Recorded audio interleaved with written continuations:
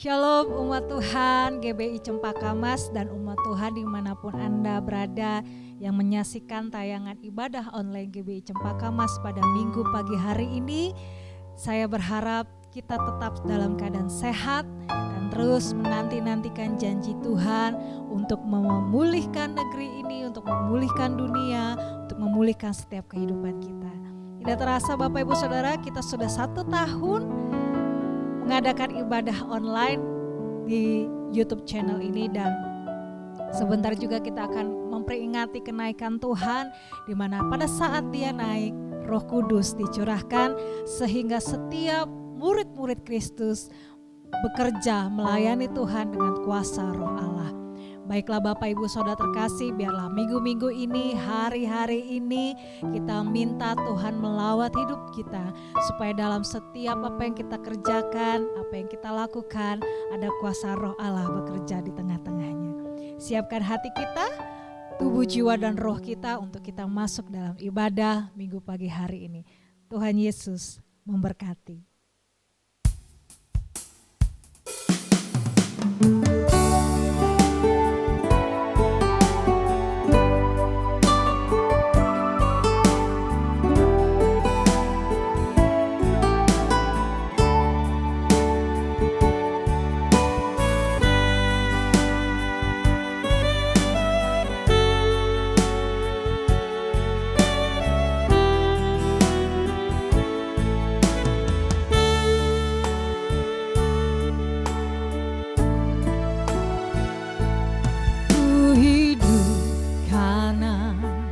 Percaya Kau yang berjanji setia, pengharapanku selalu ada di dalam-Mu. Ku tidak akan menyerah meski dalam kesesakan. Seluruh hidupku dalam genggaman-Mu.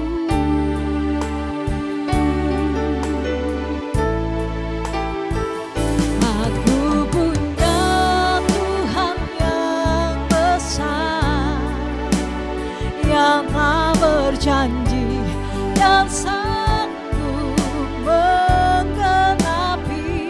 Imanku bersepakat percaya kuasanya, ku terima sekarang kemenangan dari-Mu.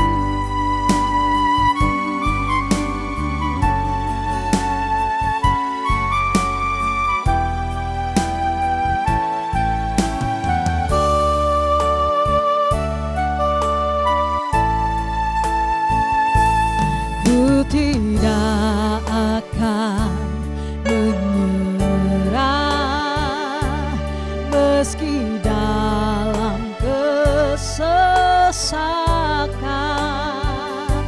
Seluruh hidupku dalam genggaman-Mu.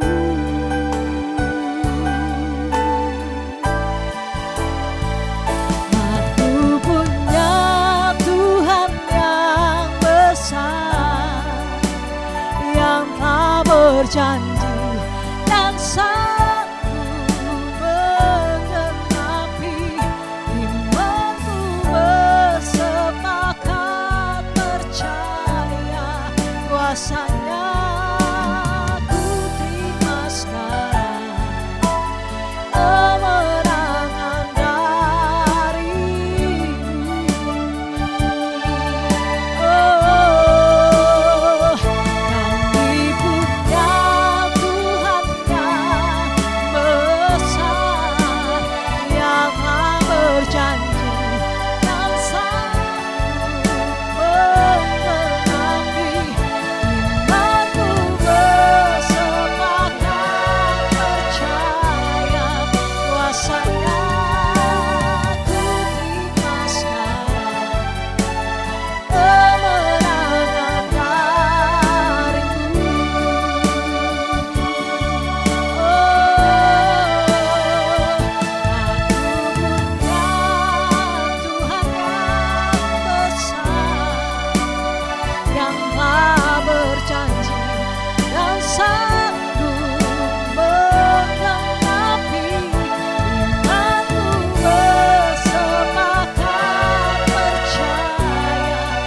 rasanya ku terima sekarang kemenangan darimu.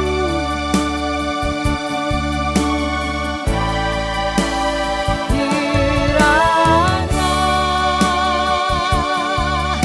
Engkau memberkati aku berlimpah-limpah dan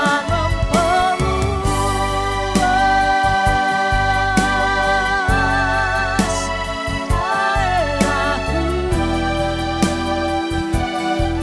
daerahku.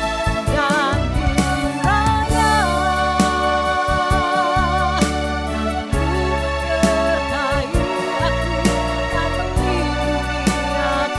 menyertai aku dan melindungi aku daripada malapetaka, sehingga kesakitan tidak menimpa aku. Kiranya Engkau memberkati aku berlimpah-limpah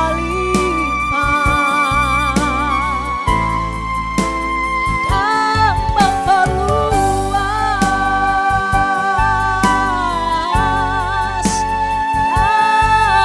daerahku.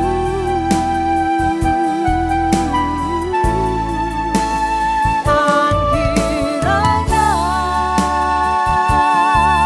tanganmu menyertai aku dan melindungi aku daripada malapetaka, sehingga kesakitan tidak menimpa aku, sehingga kesakitan tidak menimpa aku, sehingga kesakitan tidak menimpa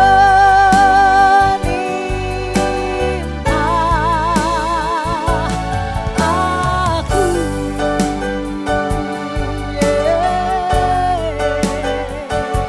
Kami mengucap syukur, kami mengucap syukur, kasih rahmat-Mu Tuhan, Engkau Tuhan yang besar dalam kehidupanku, dalam kehidupan kami.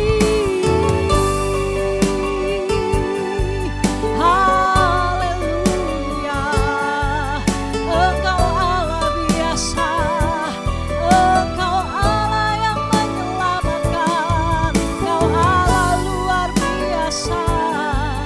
Terima kasih Tuhan, terima kasih. Kiranya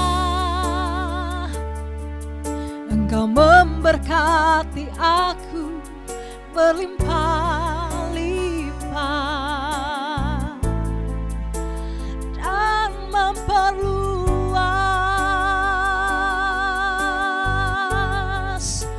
daerahku.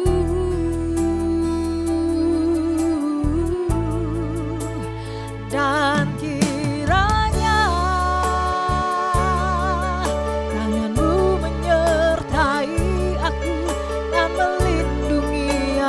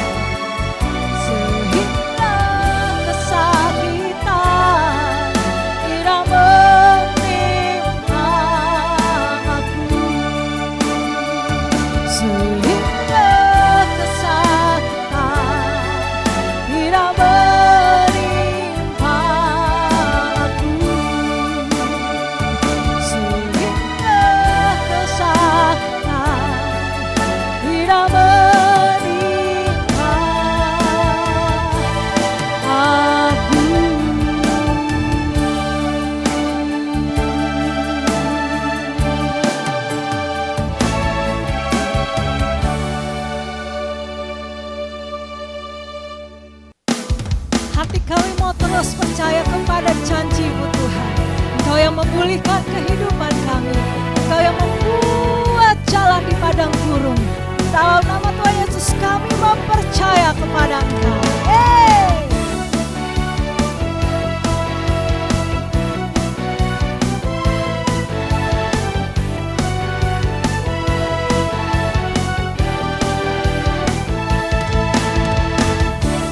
Tuhanlah kekuatan dan nasbuku, ya gunung batu dan keselamatanku. Hanya padamu hatiku percaya, Kaulah menara dan kota perlindungan. Ku mau selalu bersyukur sebab cintamu padaku takkan pernah berubah. Hatiku percaya walau bumi bergoncang, gunung-gunung berancak, namun kasih setiamu tak pergi dariku. Yang percaya katakan amin. Haleluya. Dialah kekuatan kita.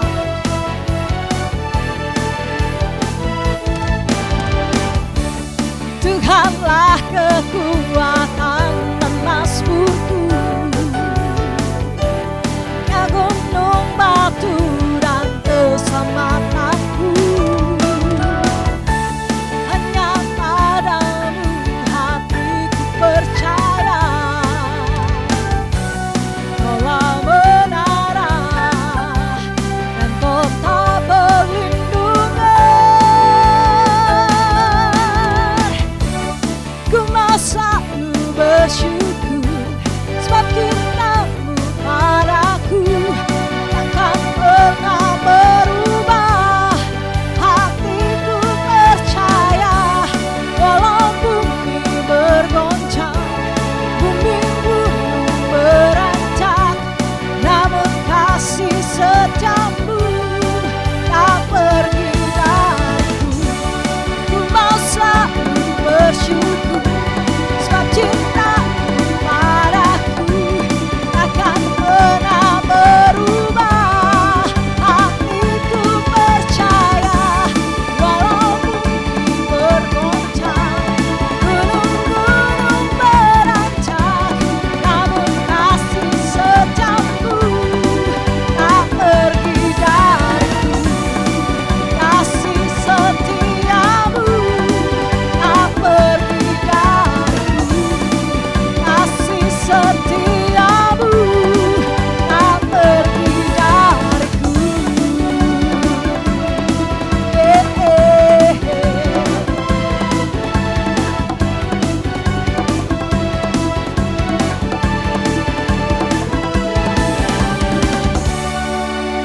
Haleluya.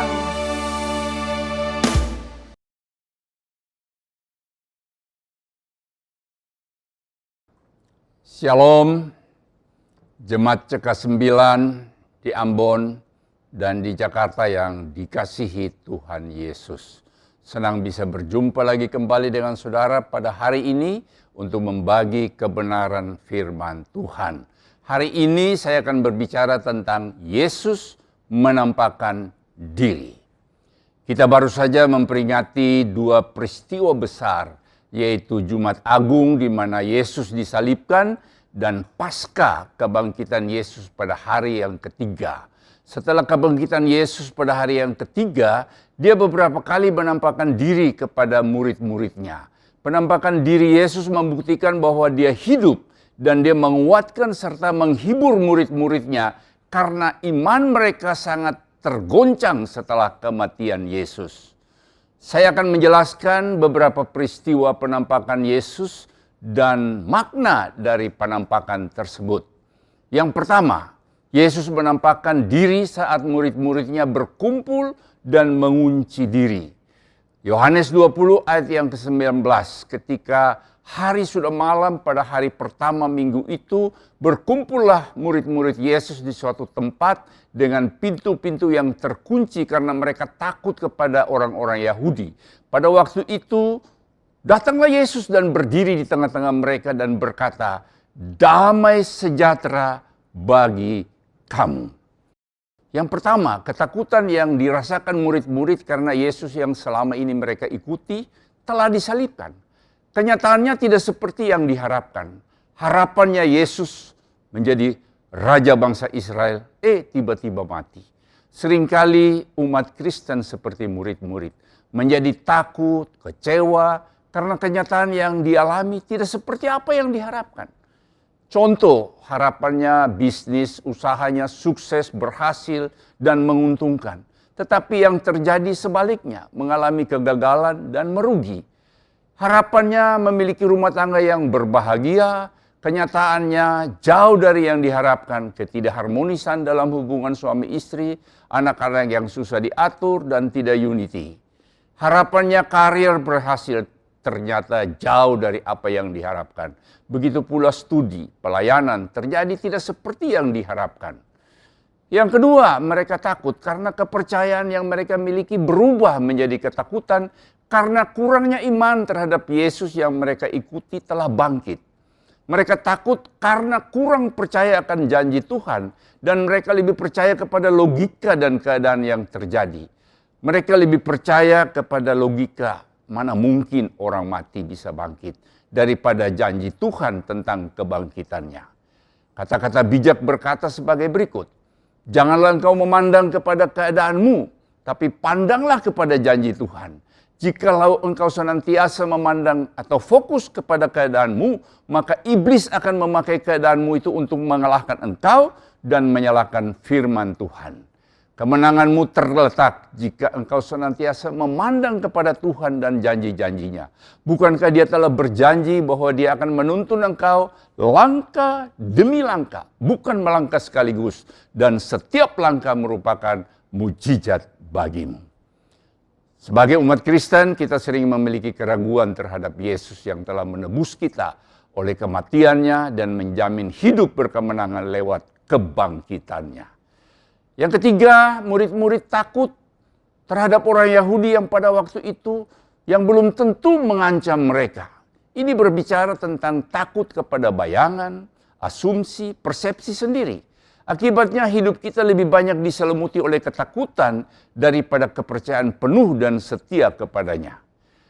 Takut kepada masa depan. Padahal Tuhan telah berjanji bahwa rancanganku bagimu bukan rancangan kecelakaan, tapi rancangan damai sejahtera yang memberikan jaminan masa depan yang penuh pengharapan. Takut tentang masalah keuangan.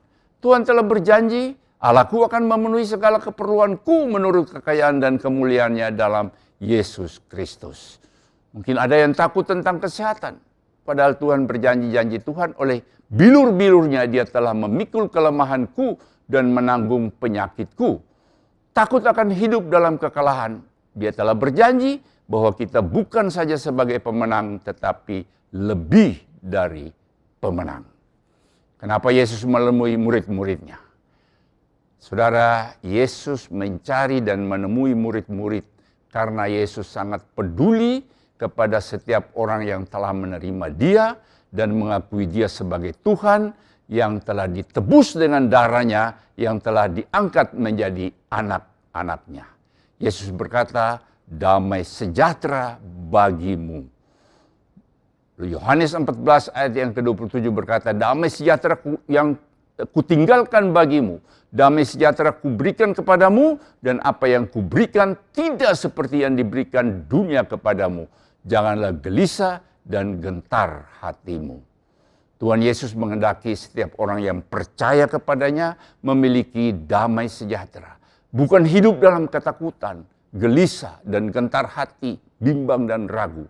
Kalau hidup saudara tidak dipenuhi dengan damai sejahtera, saudara harus menggantikan frekuensi saudara dari frekuensi perasaan kepada frekuensi iman.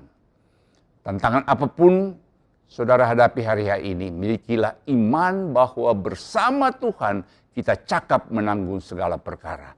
Bersama Tuhan, saya melakukan perkara-perkara yang gagah perkasa karena Tuhan telah menginjak para lawan saya. Bagi Tuhan tidak ada yang mustahil. Jika Allah di pihak kita, siapakah lawan kita? Saudara, ketika Yesus menyembuhkan mata kedua orang buta, ia bertanya kepada mereka, "Percayakah kamu bahwa aku dapat melakukannya?" Mereka menjawab, "Ya Tuhan, kami percaya." Lalu Yesus menjamah mata mereka sambil berkata, "Jadilah kepadamu menurut imanmu." Hari ini Yesus mengajukan pertanyaan yang sama kepada setiap saudara yang mungkin sedang mengalami pergumulan berat. Percayakah kamu bahwa aku dapat melakukannya? Dan jika saudara menjawab, "Ya Tuhan, aku percaya." Sebagaimana dia berkata kepada orang buta itu, dia juga berkata kepada saudara, "Jadilah kepadamu menurut imanmu." Penampakan diri yang kedua. Yesus menampakkan diri kepada Thomas yang tidak percaya sebelum melihat bekas paku. Yohanes 20 ayat 25 sampai 27. Maka kata murid-murid yang lain itu kepadanya, "Kami telah melihat Tuhan." Tetapi Thomas berkata kepada mereka, "Sebelum aku melihat bekas paku pada tangannya dan sebelum aku mencucukkan jariku ke dalam bekas paku itu dan mencucukkan tanganku ke dalam lambungnya, sekali-kali aku tidak akan percaya." Ayat 26, 8 hari kemudian murid-murid Yesus berada kembali dalam rumah itu dan Thomas bersama-sama dengan mereka. Sementara pintu-pintu terkunci, Yesus datang dan ia berdiri di tengah-tengah mereka dan berkata, "Damai sejahtera bagi kamu." Kemudian dia berkata kepada Thomas, "Taruhlah jarimu di sini dan lihatlah tanganku. Ulurkanlah jarimu dan cucukkanlah ke dalam lambungku. Dan janganlah engkau tidak percaya lagi, melainkan percayalah." Saudara, terkadang kepercayaan kita seperti Thomas. Kita perlu bukti dan harus melihat untuk percaya. Tetapi firman Tuhan berkata, kata Yesus kepadanya, "Karena engkau telah melihat aku, maka engkau percaya. Berbahagialah mereka yang tidak melihat namun percaya." Orang yang tidak percaya Yesus bangkit, mereka hidup di dalam kekalahan. Tidak bisa menjadi pemenang. Wahyu 2 dan 3 katakan bahwa hanya pemenang saja yang masuk surga. Saudara, Ibrani 11 ayat 1 berkata, "Iman adalah dasar dari segala sesuatu yang kita harapkan dan bukti dari segala sesuatu yang tidak kita lihat." Ayat yang ke-6, "Tetapi tanpa iman tidak mungkin orang berkenan kepada Allah, sebab barang siapa berpaling kepada Allah, ia harus percaya bahwa Allah ada dan bahwa Allah memberikan upah kepada orang yang sungguh-sungguh mencari Dia." Contohnya Bapa iman kita Abraham, Nuh, Henok, itu mereka percaya kepada janji Tuhan meskipun mereka belum melihat kenyataan yang ada. Yang ketiga, penampakan diri yang ketiga. Yesus menampakkan diri kepada murid-muridnya di pantai Danau Tiberias. Yohanes 21 ayat 1 sampai 3. Ketika Yesus menampakkan diri lagi kepada murid-muridnya di pantai Danau Tiberias dan ia menampakkan diri sebagai berikut. Di pantai itu berkumpul Simon Petrus, Thomas yang disebut Didemus, Nataliel dari Kana yang di Galilea, anak-anak Zebedius dan 2 orang murid yang lain. Kata Simon Petrus kepada mereka, "Aku pergi menangkap ikan." Kata mereka kepadanya, "Kami pergi juga dengan engkau." Mereka berangkat lalu naik ke perahu, tetapi malam itu mereka tidak menangkap apa-apa. Yesus menampakkan diri kepada Simon Petrus karena dia ingin membuat Simon Petrus untuk kembali menjadi penjala manusia. Setelah kematian Yesus di kayu salib, kepercayaan Simon Petrus hilang sehingga ia kembali kepada pekerjaan lamanya. Sebagai umat Kristen, terkadang kehidupan kita seperti Simon Petrus yang naik turun seperti yoyo. Di saat kita mulai melayani Tuhan, namun mengalami kekecewaan, kita kembali kepada kehidupan yang lama. Tetapi di saat seperti itu, Tuhan Yesus tidak akan pernah meninggalkan kita. Dia tetap membawa kita kembali ke dalam rencana yang disediakan bagi kita. Mungkin di antara saudara seperti Simon Petrus karena kecewa, tinggalkan pelayanan dan kembali kepada kehidupan yang lama. Di ibadah hari ini, Tuhan Yesus memanggil kembali saudara untuk terus setia melayani Tuhan.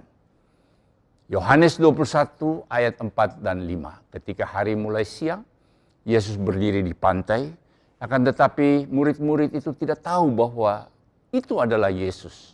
Kata Yesus kepada mereka, "Hai anak-anak, adakah kamu mempunyai lauk pauk?" Jawab mereka, "Tidak ada."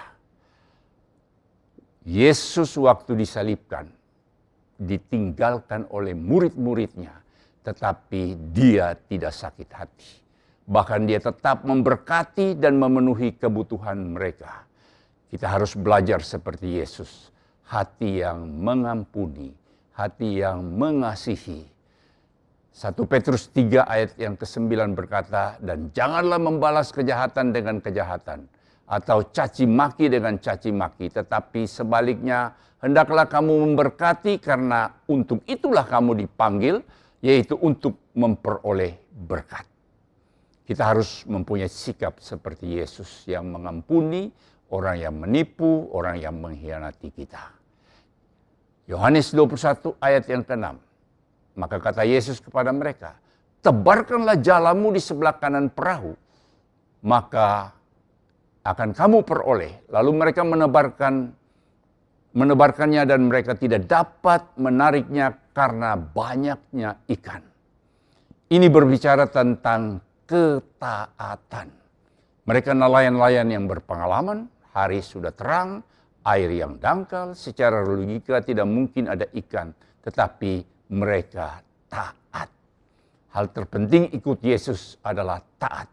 Sekecil apapun, mengikuti apa yang Tuhan minta kita lakukan, walaupun secara logika tidak masuk akal. Kita tidak perlu mengerti apa yang Tuhan rencanakan bagi kita, hanya perlu taat. Waktu Yesus memberi makan 5.000 laki-laki. Di sini kita belajar bukan berapa banyak yang dibutuhkan, tetapi apa yang ada padamu. Hal yang sama juga terjadi waktu janda Sarfat. Bukan berapa banyak yang dia miliki, tetapi ketaatan untuk mendengar apa yang dikatakan oleh Nabi Elia. Saya mau membagikan sedikit kesaksian pada waktu saya mengalami masa-masa sulit di dalam keuangan, di dalam perusahaan. Tuhan menyuruh saya untuk membangun bait Allah. Dan saya setia melakukannya dan saya melihat Tuhan itu setia. Hari-hari ini saya melihat kebaikan Tuhan, dia mengembalikan berlipat kali ganda dalam kehidupan saya. Saudara, Yohanes 21 ayat yang ke-11. Simon Petrus naik ke perahu lalu menghela jala itu ke darat. Penuh ikan-ikan besar, 153 ekor banyaknya. Dan sungguh pun sebanyak itu jala itu tidak koyak. Saudara, 153 itu berbicara tentang 153 jenis ikan yang ada di Danau Tiberias. Yohanes 21 ayat ke-8 dan 9. Murid-murid yang lain datang dengan perahu karena mereka tidak jauh dari darat. Hanya kira-kira 200 hasta saja dan mereka menghela jala yang penuh ikan itu. Ketika mereka tiba di darat, mereka melihat api, arang, dan di atasnya ikan dan roti. Kita diajarkan dari ayat ini ada jaminan pemeliharaan Tuhan. Terkadang kita terlalu fokus pada masalah yang kita hadapi, sehingga kita mulai melupakan dan meninggalkan kepercayaan kita pada Tuhan. Kita hanya perlu memiliki hati yang benar, taat dan setia. Dari peristiwa Yesus yang telah menampakkan diri kepada murid-muridnya, Tuhan ingin berbicara bahwa Dia ingin kita memiliki hati yang benar. Sekalipun kita mengalami masalah dan tekanan kehidupan, Tuhan ingin kita tetap setia dan taat melakukan segala perintah-Nya, walaupun terkadang kita tidak mengerti mengapa harus seperti itu. Di saat kita tetap setia dan taat, sesuatu yang besar akan terjadi dalam hidup kita. Hari ini kita telah belajar bahwa Yesus menampakkan diri, membuktikan bahwa Dia hidup dan menguatkan serta menghiburkan murid-muridnya karena iman mereka sangat tergoncang dan mereka dalam keadaan ketakutan. Dan kita telah belajar bagaimana mengatasi ketakutan bila sesuatu yang terjadi tidak sesuai dengan yang diharapkan. Kita juga belajar supaya kita fokus kepada janji Tuhan daripada keadaan. Dan kita tidak perlu takut kepada bayangan dan asumsi-asumsi. Tuhan mengajarkan kita untuk percaya tanpa melihat. Dan juga untuk kembali melayani Tuhan seperti Simon Petrus. Yesus menampakkan diri karena Dia mengampuni dan mengasihi walaupun mereka telah pergi meninggalkan Yesus. Yesus juga mengajar kita taat kepada firman-Nya walaupun kita belum mengerti. Kita belajar mengenai jaminan pemeliharaan Tuhan bagi yang taat kepadanya. Tuhan Yesus memberkati kita. Saya mengajak kita untuk tunduk kepala, kita akan berdoa kepada Tuhan.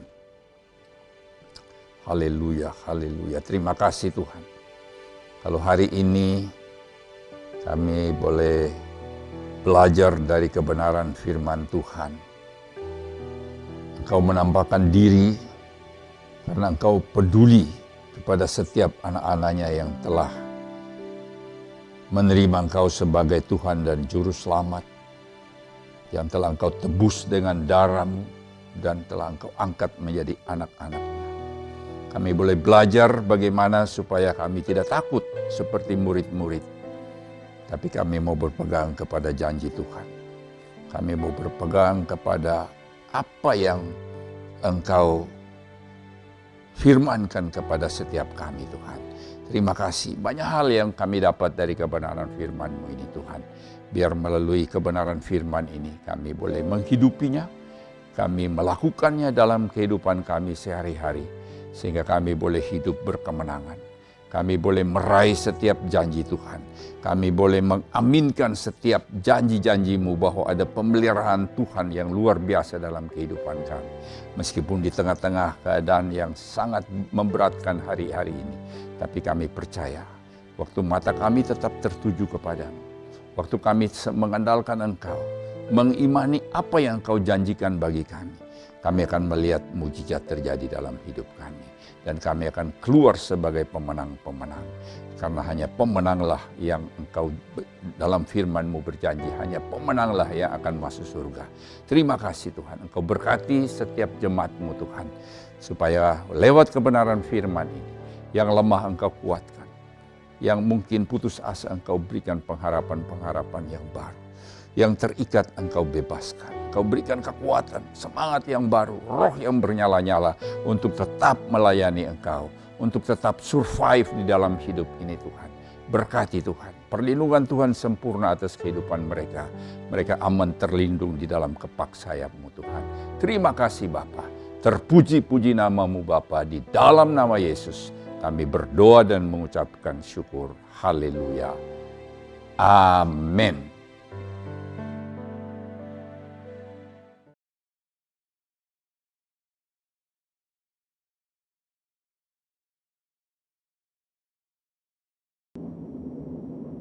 Shalom saudara, dalam Voice of Pentecost kali ini kita akan membahas bagaimana caranya mengikuti kehendak Bapa.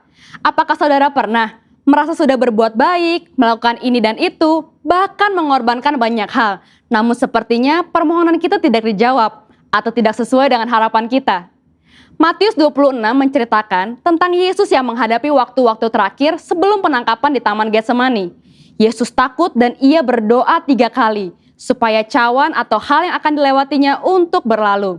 Namun Yesus tetap berserah, biar kehendak Bapalah yang jadi. Seringkali kita berdoa dan meminta supaya doa kita dijawab.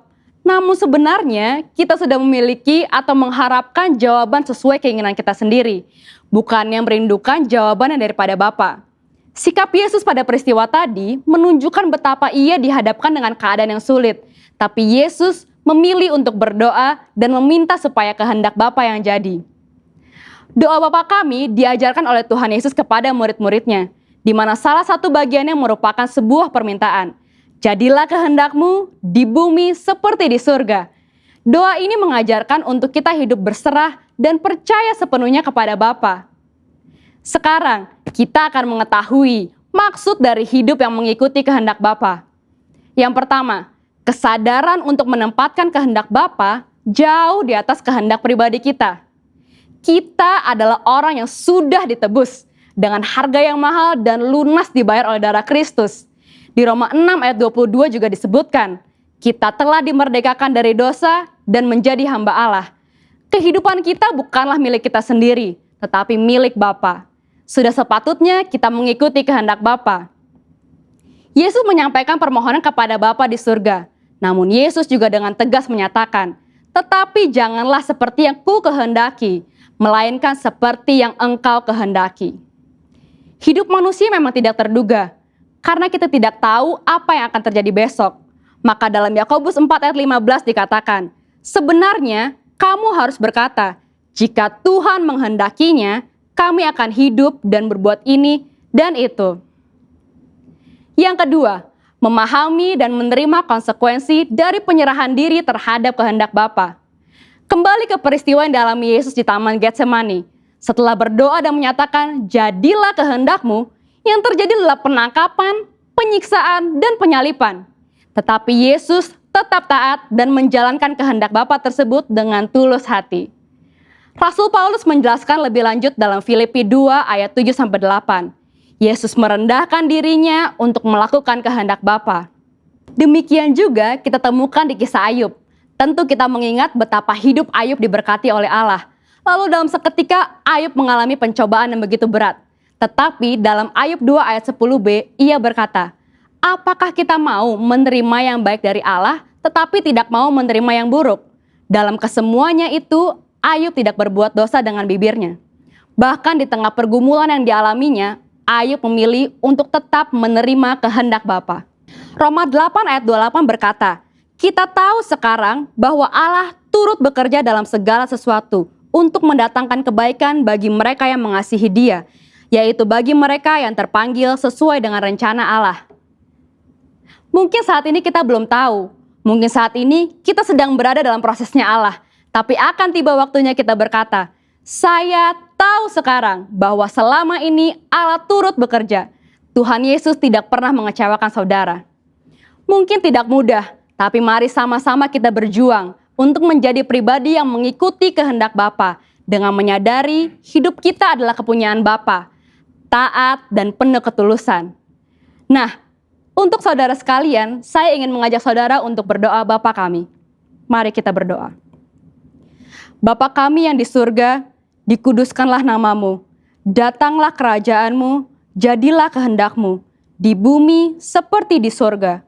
Berikanlah kami pada hari ini makanan kami yang secukupnya, dan ampunilah kami akan kesalahan kami, seperti kami juga mengampuni orang yang bersalah kepada kami. Dan janganlah membawa kami ke dalam pencobaan, tetapi lepaskanlah kami daripada yang jahat, karena Engkaulah yang mempunyai kerajaan dan kuasa dan kemuliaan sampai selama-lamanya. Amin. Untuk penjelasan lebih lanjut dari tim teologi kami, silakan klik link yang ada di atas atau scan QR Code yang tersedia. Salam integritas, Tuhan Yesus memberkati.